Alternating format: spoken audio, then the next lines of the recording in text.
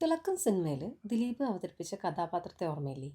തൻ്റെ യഥാർത്ഥ പേരോ നാടോ അറിയാതെ വർഷങ്ങളോളം ഉണ്ണിയായി മറ്റൊരു നാട്ടിൽ ജീവിച്ച വിഷ്ണു.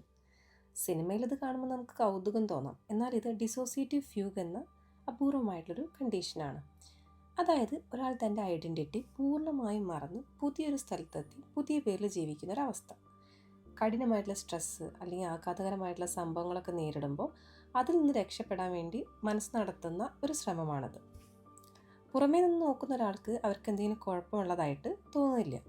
ചിലപ്പോൾ ആഴ്ചകളോ മാസങ്ങളോ കഴിഞ്ഞായിരിക്കും അവർക്ക് ബോധം വരുന്നത്. ഓർമ്മ തിരിച്ചു കിട്ടിക്കഴിഞ്ഞാൽ താൻ എങ്ങനെ ഇവിടെ എത്തിയെന്നോ തൻ്റെ കഴിഞ്ഞ ദിവസങ്ങൾ എന്തൊക്കെ ചെയ്തു എന്നുള്ള കാര്യങ്ങളൊന്നും ഇവർക്ക് ഓർത്തെടുക്കാൻ കഴിയില്ല. സിനിമയിൽ വിഷ്ണു എന്ന കഥാപാത്രം ഒരു അപകടത്തിന് ശേഷം ഉണ്ണിയായി മാറുകയാണ്. അവിടെ അയാൾക്ക് തൻ്റെ പഴയ ജീവിതം ഒന്നും ഓർമ്മയില്ല. വിഷ്ണു ഒരു കോളേജ് സ്റ്റുഡൻ്റ് ആയിരുന്നു, അല്ലെങ്കിൽ അയാൾക്കൊരു ഫാമിലി ഉണ്ടായിരുന്നു, ഇതൊന്നും അയാൾ ഓർക്കുന്നില്ല. മറിച്ച് ഉണ്ണി എന്ന പുതിയൊരാളായിട്ട് മാറുകയാണ് ചെയ്യുന്നത്.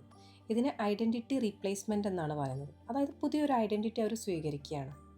സിനിമയിൽ ഇതൊരു അപകടം മൂലമാണ് സംഭവിക്കുന്നതെങ്കിൽ യഥാർത്ഥ ജീവിതത്തിൽ ഇത് കടുത്ത മാനസിക സമ്മർദ്ദം കൊണ്ടോ അല്ലെങ്കിൽ ട്രോമ കൊണ്ടോ ഉണ്ടാകും.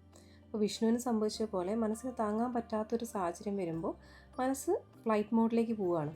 അതായത് വേദനയുള്ള ഓർമ്മകളിൽ നിന്ന് രക്ഷപ്പെടാൻ ശരീരം കൊണ്ട് നടത്തുന്ന ഒരു യാത്ര. ഈ സിനിമയുടെ ക്ലൈമാക്സിൽ ഉണ്ണി പഴയ വിഷ്ണുവായി മാറുന്നൊരു രംഗമുണ്ട്. അപ്പോൾ അയാൾക്ക് കഴിഞ്ഞ കുറേ വർഷത്തെ ഉണ്ണിയുടെ ജീവിതം ഓർമ്മയില്ല. ഇതാണ് ഡിസോസിയേറ്റീവ് ഫ്യൂഗിൻ്റെ പ്രത്യേകത. ഒരാൾ ഈ അവസ്ഥയിൽ നിന്ന് റിക്കവർ ആകുമ്പോൾ അവർക്ക് പഴയ കാര്യങ്ങൾ ഓർമ്മ വരും. പക്ഷേ ഈ ഫ്യൂഗ് അവസ്ഥയിൽ താൻ ആരായി ജീവിച്ചു എന്ന കാര്യം അവർ പൂർണ്ണമായിട്ട് മറന്നുപോകും. സിനിമയിൽ നമുക്ക് ഉണ്ണിയെ കണ്ട് ചിരി വന്നെങ്കിലും യഥാർത്ഥ ജീവിതത്തിൽ ഇത് വളരെ സീരിയസ് ആയിട്ടുള്ളൊരു അവസ്ഥയാണ്. പക്ഷേ വളരെ റെയറായിട്ടാണ് ഇങ്ങനൊരു കണ്ടീഷൻ വരുന്നതും. അപ്പോൾ ഒരാളെ കാണാതാകുന്നത് എല്ലായ്പ്പോഴും ബോധപൂർവമായൊരു ഒളിച്ചോട്ടമായിരിക്കില്ല. ചിലപ്പോൾ അത് അവരുടെ മനസ്സ് അവരെ രക്ഷിക്കാൻ വേണ്ടി ചെയ്യുന്ന ഒന്നായിരിക്കാം.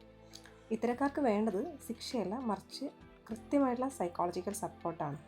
അപ്പോൾ നമ്മുടെ മനസ്സ് നമ്മളെ രക്ഷിക്കാൻ ഏതറ്റം വരെയും പോകുന്നുള്ളതിൻ്റെ ഒരു തെളിവാണ് ഇതുപോലെയുള്ള കണ്ടീഷൻസ്. അപ്പോൾ ഇതൊക്കെ തിരിച്ചറിഞ്ഞ് കൃത്യമായ ചികിത്സ നൽകുക എന്നുള്ളതാണ് പ്രധാനം.